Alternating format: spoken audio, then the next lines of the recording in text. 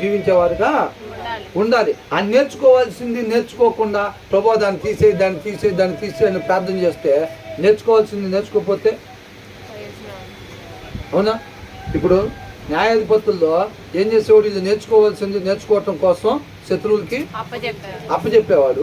వీళ్ళు నేర్చుకున్న తర్వాత అక్కడి నుంచి వీళ్ళని తీసుకొచ్చేవాడు. అది వాళ్ళకి మేలుకరం అనమాట. నేర్చుకోవాల్సింది నేర్చుకోకుండా ఆ శ్రమ దేవుడు మన నుంచి తీసేసాడంటే మనం నష్టపోయేవారుగా నశించిపోయేవారుగా ఉంటాము. తర్వాత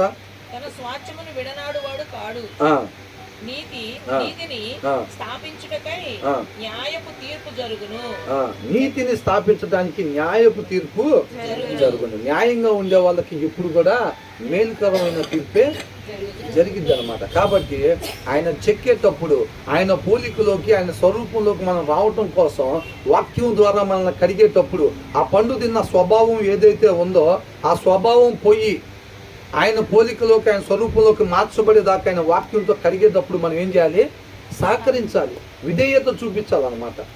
అర్థమవుతుందండి? ఆయన మనల్ని ప్రేమించేవాడు కాబట్టి మనం అలాగే ఉన్నాం అనుకోండి. అదే పాపం స్థితిలో ఉంటే పండు తిన్న స్థితిలోనే ఉన్నాం అనుకోండి, రేపు తీర్పులు ఎలా ఉంటాం? నరకాగ్నికి వెళ్ళిపోయే వాళ్ళకు ఉంటాం. అవునా? కాబట్టి ఆయన మనం ప్రేమించేవాడు కాబట్టి ఆయన వాక్కు ద్వారా మనల్ని కడిగి ఆ ముందున్న స్థితిలోకి ఆయన పోలికలోకి ఆయన స్వరూపంలోకి మనల్ని నడిపిస్తాడు అనమాట. తర్వాత ఏమంటున్నాడు? యథార్థ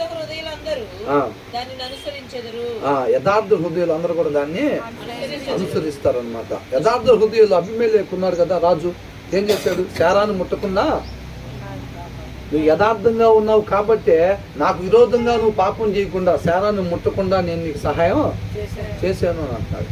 యథార్థ హృదయాలు లోపల ఒకటి పెట్టుకొని బయటకు ఒకటి చెప్పటం, లోపల ఒకటిలాగా బయటకు ఒక నటనా జీవితం లాగా ఉంటే దేవుడు సహాయం చేయడు అనమాట. యథార్థంగా ఉన్నప్పుడు పరిస్థితి వైపు ఎప్పుడు చూడకూడదండి. మనం ఈ లోక సంబంధమైన నేత్రాలు మనకి మూయబడాలి. ఆత్మీయ నేత్రాలతోనే మనం ముందుకు సాగాలి. అది విశ్వాస జీవితం. అర్థమవుతుందండి? మన ముందున్న పరిస్థితిని మనం చూస్తే కంగారు పుట్టింది అనమాట. యెహోషువ ముందు ఎంతమంది ఉన్నారు? 7 రకాల భయంకరమైన జనం ఉన్నారు. అవునా? వాళ్ళ వైపే చూసుకుంటా పోతే ముందుకెళ్ళేవాడు కాదు. ఆయన వైపు మాత్రమే మనం చూసేవారుగా ఉండాలన్నమాట. తర్వాత ఏమంటున్నాడు? ఎవడు లేచును? దోషము చేయు వారికి విరోధముగా నా పక్షమున ఎవడు నిలుచును? తర్వాత అంటే ఏమంటున్నాడు? ఇప్పుడు ఈ అన్యాయానికి ఎవరైతే గురి అవుతున్నారో వీళ్ళంతా ఎవరు? పైన రాస్తుంది గర్విష్ఠులు అంట. ఎవరంట? గర్విష్ఠులు, భక్తిహీనులు.